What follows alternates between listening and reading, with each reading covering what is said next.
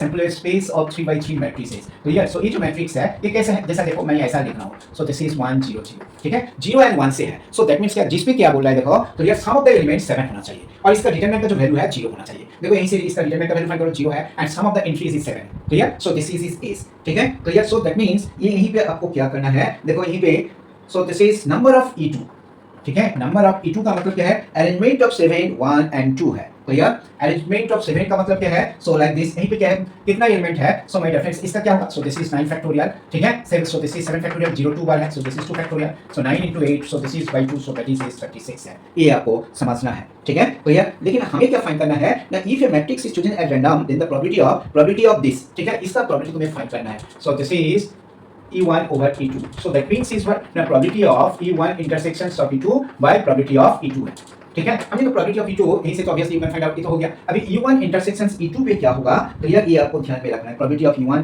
Intersections E2 कितना cases हो सकता है। तो यार ये जो 0 0 हम लोगों ने रखा है देखो, तो यार किसी इस रो पे भी हो सकता है, इस रो पे भी हो सकता है, ठीक है। तो यार so that means is what, ठीक है, number of ways of arrange of 1 0 0, so that is 3 and arrangement of row is 3, ठीक है। This is 3 3 3, so that means is what, तो ये सबको ऐड करो, so that is what you get, and arrangement of row, so that is 3 into 3, so that is equal to 9, ठीक है। जैसे row wise है वैसे कॉलम वाइज भी है, सो दिस इज 3 into 3, जैसा यहीं पे मैंने लिखा 1 0 0, ठीक है, फिर ये सारे 1 हो गया, फिर 1 0 0, ये सब 1 हो गया, फिर ये 1 0 0, सो दिस इज आल्सो 9 है, ठीक है। तो टोटल कितना केसेस हो गया, 18 केसेस है। तो 18 केसेस का प्रोबेबिलिटी तुम्हें फाइंड करना है, ठीक है। सो दैट मींस टोटल जो फेवरेबल केसेस है, ठीक है। तो रिक्वायर्ड जो प्रोबेबिलिटी है, रिक्वायर्ड प्रोबेबिलिटी क्या होगा, रिक्वायर्ड प्रोबेबिलिटी तो ये है, फेवरेबल केसेस कितना है 8, टोटल केसेस कितना है 36, सो that is what, so this is 1/2 है। सो माय डियर फ्रेंड्स ये आपको समझना है, ट्राई टू अंडरस्टैंड इट, ठीक है।